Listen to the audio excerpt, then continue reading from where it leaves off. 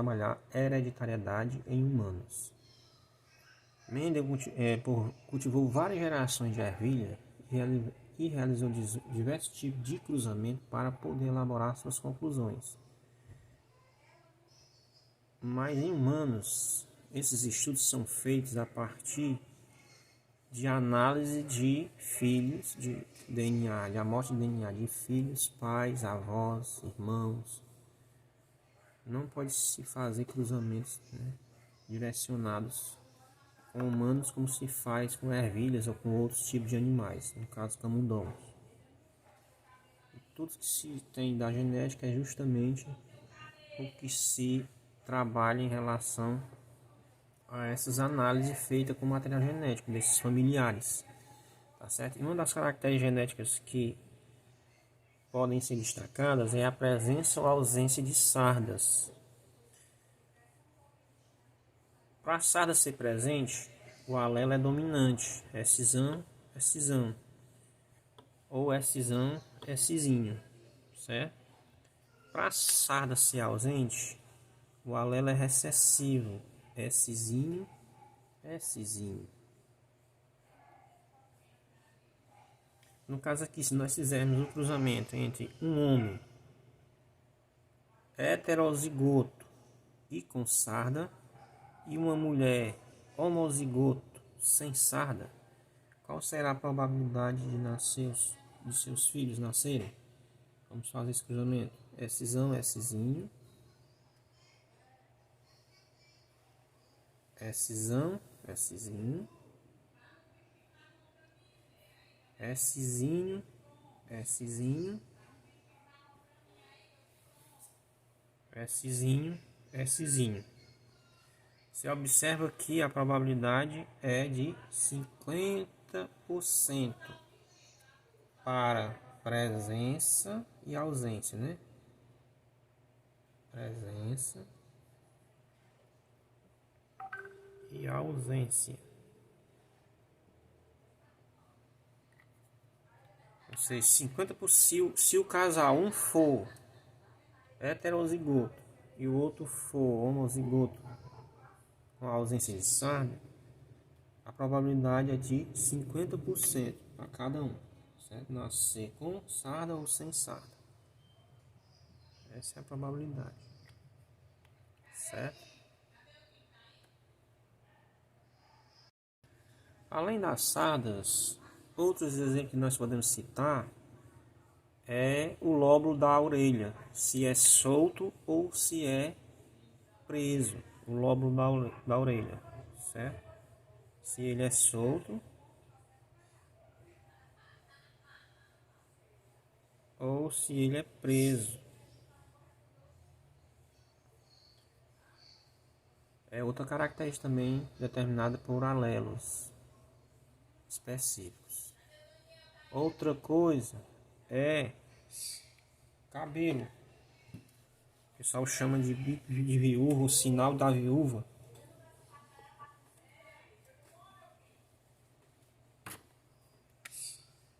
O indivíduo tem o cabelo desse jeito aqui, é bico de viúva. Ou sem a presença desse bico de viúva, certo? Também é outra característica hereditária. Os grupos sanguíneos. Para trabalhar os grupos sanguíneos, nós temos que estudar dois sistemas: o sistema RH e o sistema ABO. O sistema RH dá-se pela presença ou ausência de uma substância na superfície dos glóbulos vermelhos, denominada RH, porque vem de um macaco chamado Rhesus, que foi onde foi identificada a presença dessa substância em seu sangue, certo? Por isso o nome é RH. E se tiver essa substância na superfície do glóbulo vermelho, diz que é RH positivo. Se não tiver, diz que o indivíduo é RH negativo, tá certo? Ou seja, os indivíduos que têm a presença de RH negativo, positivo, pode receber sangue RH negativo. Por quê? Porque nesse indivíduo negativo não tem a presença de substância. Então, tanto faz como tanto fez. Então, indivíduos RH positivo podem receber sangue de fator RH negativo, tá certo? Já o contrário não pode. Quem é RH negativo não pode receber fator RH positivo, pois se receber, o corpo vai rejeitar isso e vai tratar como um intruso no organismo e vai reagir contra ele, podendo agravar ainda mais e levar até a morte do sujeito, tá certo? Então, só mais uma vez, indivíduos RH positivo podem receber sangue de indivíduos RH negativo, porém, os indivíduos de sangue RH negativo não podem receber sangue positivo, pois essa substância presente em seus glóbulos vermelhos vai promover uma reação que pode levar o indivíduo até a morte, tá certo? No sistema ABO, nós temos 4 tipos sanguíneos: o tipo sanguíneo A, o tipo sanguíneo B, o tipo sanguíneo AB e o tipo sanguíneo O, tá certo?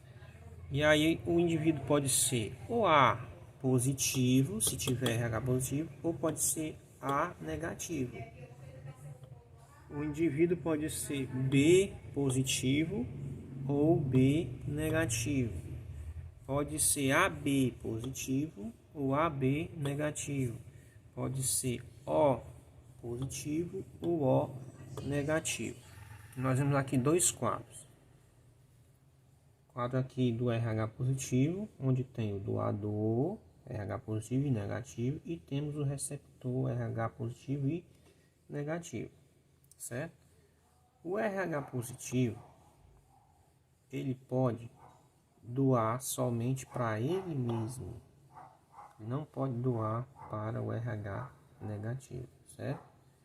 Já o RH negativo, ele pode doar para todo mundo, certo? Pode doar para positivo e para negativo, porém, ele só pode receber de RH negativo. Ele não pode receber de RH positivo, só pode receber de RH negativo, certo? Observe aqui, ó, que quem é RH negativo, ele pode doar para todos, certo? Ele pode doar, pode ser doador para todos, quem é RH negativo. Já quem é RH positivo pode receber de todos, positivo e negativo, certo? Então aqui do lado dos doadores, o RH negativo pode ser doador universal, e do lado dos receptores, o RH positivo é receptor universal, certo? O mesmo ocorre aqui com os tipos sanguíneos. O que é que acontece? Se por exemplo, um indivíduo A receber um sangue tipo B, ele pode sofrer uma reação adversa, onde os seus glóbulos brancos vão começar a atacar esses glóbulos vermelhos que vieram do sangue com a tipagem sanguínea diferente, pois tem uma substância diferente da dele. A substância presente em seus glóbulos vermelhos é a substância A, certo? E se ele receber uma substância B, o corpo que recebeu esse sangue vai reagir contra esse sangue diferente, pois vai identificar ele como um intruso. Isso pode levar até a morte do indivíduo, tá certo? E com relação à listagem de doadores e receptores, acontece assim, ó. Com relação aqui, ó, receptor, o AB, ele pode receber de todos, tá certo? Lembrando que, ó, AB, o sangue AB, ele tem as duas substâncias, A e B. O sangue A só tem a substância A em sua superfície dos glóbulos vermelhos. O sangue B só tem a substância B. E o sangue O não tem nenhuma dessas substâncias, é a ausência de substâncias A e B, tá certo? Então, por isso que o tipo sanguíneo O, ele pode doar para todos os outros tipos sanguíneos. Por que ele pode doar? Porque ele representa a ausência dessas substâncias. Então, se não tem a substância nenhuma, Nenhuma delas aqui vai reagir contra o sangue O. Por isso ele é doador universal. Tá certo? E o AB, ó, o AB ele é receptor universal. Ou seja, por que ele é receptor universal? Porque ele recebe de todos os tipos sanguíneos, pois ele já tem as duas substâncias A e B. E o O, como é ausência de substância, ele pode receber do O também. Então, na lista de receptores, o receptor universal é quem tem tipo sanguíneo AB. E o doador universal é quem tem tipo sanguíneo O. Tá certo? Já vamos ver aqui, ó. O AB, o doador, ele pode doar para quem? Somente para AB. Ele não pode doar para A, pois a substância B vai reagir contra o A. Certo? Não pode doar só para B, pois a substância A presente nele vai reagir contra o B. E não pode doar para O, pois o O não tem substância nenhuma. Quando ele entrar no organismo, vai reagir contra ele do mesmo jeito. Certo? Então ele só pode doar para ele mesmo. Mas pode receber de todo mundo. O A ele pode doar para o tipo sanguíneo AB e para o tipo sanguíneo A, pois tem essa substância, quem tem tipo sanguíneo AB tem a substância A e o tipo A já é a própria substância dele, então não vão reagir contra. Porém, não pode ser doador para tipo B, pois vai reagir, a substância B vai reagir contra a substância A, e não pode doar para O, pois o O vai reagir contra a substância, pois ele não tem substância nenhuma em sua superfície dos glóbulos vermelhos. Já o B ele pode doar para AB e pode doar para B, certo? Não pode doar para A e nem para O, pois se alguém do tipo sanguíneo B doar para A e para O, eles vão ter uma reação contra essa substância presente na superfície dos glóbulos vermelhos do tipo sanguíneo B, certo? E o O, como é a ausência dessas substâncias, ele pode doar para todos os demais, tá certo? Os médicos usam essas tabelinhas para poder fazer essa questão de transfusão de sangue em seus pacientes, tá certo? Primeira coisa, se é RH positivo ou negativo, e a outra o tipo sanguíneo que ele tem, para poder fazer a transfusão sanguínea quando há necessidade de uma cirurgia. Gêmeos fraternos e gêmeos idênticos ou univitelinos, tá certo? Qual é a diferença dos dois tipos de gêmeos? Nos gêmeos fraternos, são dois óvulos que são fecundados por dois espermatozoides diferentes, gerando aqueles gêmeos em que não são idênticos, não se parecem. Eles nasceram do mesmo parto, porém são diferentes, tá certo? São chamados gêmeos fraternos. A carga genética deles é diferente. Já os gêmeos idênticos, eles são gerados por um mesmo óvulo e um mesmo espermatozoide. O que acontece é que depois aqui da fecundação e de muitas divisões celulares, eles vão se desenvolver em dois novos fetos, em que tem a mesma carga genética, tá certo? Esse óvulo fecundado vai se dividir em dois fetos, tá? Gerando assim dois seres, porém com cargas genéticas iguais. Essa é a diferença entre gêmeos fraternos e gêmeos idênticos. Gêmeos fraternos, dois óvulos e dois espermatozoides. Gêmeos idênticos, um único óvulo, um único espermatozoide. Depois da fecundação, esse óvulo se divide em dois novos seres, que irão se reproduzir entre suas células e dar origem a dois seres com cargas genéticas iguais, e aqui com cargas genéticas diferentes.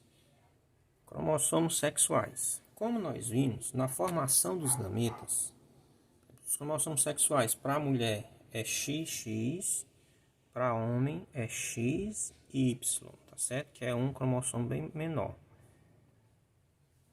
Mas na formação dos gametas, os óvulos vão ficar apenas com X. Cada óvulo vai ter um X, certo?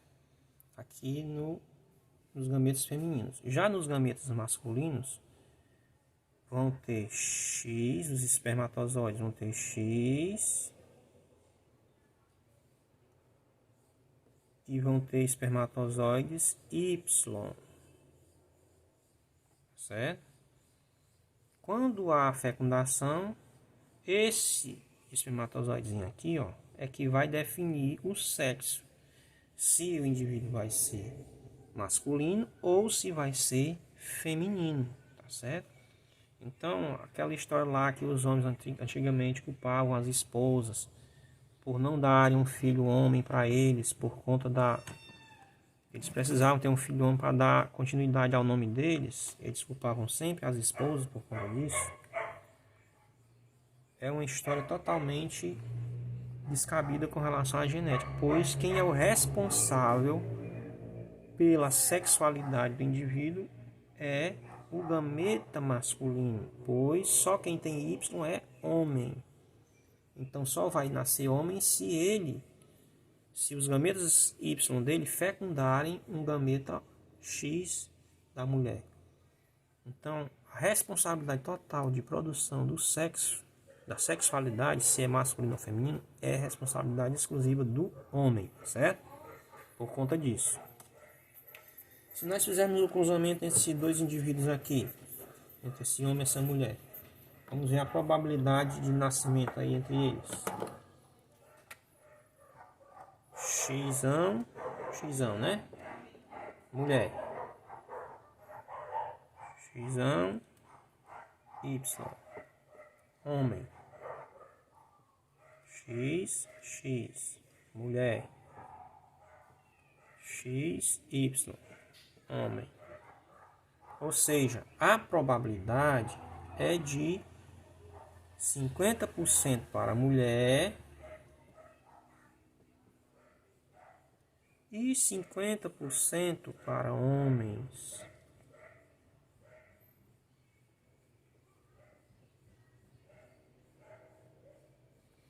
Essa é a probabilidade, 50% para cada um, tá certo? Mas lembre-se que quem é que tem Y?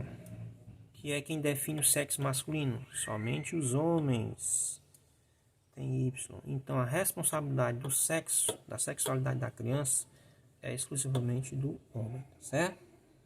É mais uma curiosidade para vocês. Doenças hereditárias e aneuploidia.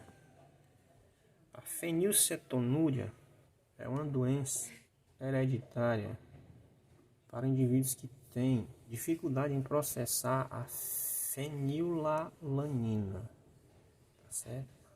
E se encontra no alelo recessivo do cromossomo 12. Então, indivíduos que têm essa dificuldade de processar essa proteína, se não for identificada a tempo, ele pode desenvolver quadros de retardo mental. Hoje já é possível fazer os exames já ao recém-nascido para que possa fazer um diagnóstico antecipado e essas pessoas evitem consumir alimentos que tenham a fenilalanina, tá certo? Evitando que elas agravem mais o seu processo, né? Tá certo? Outro exemplo de doença hereditária é o albinismo, que nada mais é do que a incapacidade que o organismo tem de produzir melanina, que é a substância responsável pela produção da cor da pele. Esses indivíduos geralmente têm a pele clara, cabelos claros, olhos claros e muita sensibilidade à luz solar, podem sofrer de câncer de pele. Um exemplo de aneuploidia é a síndrome de Down. A síndrome de Down nada mais é do que um cromossomo a mais no par de cromossomo 21. Existe um cromossomo a mais nesse par de cromossomos e esse indivíduo vai apresentar em suas células 47 cromossomos. Exemplo de aneuploidia. E também de característica hereditária. Pessoal, isso era tudo que eu tinha a falar sobre genética para vocês. Um abraço e até a próxima aula.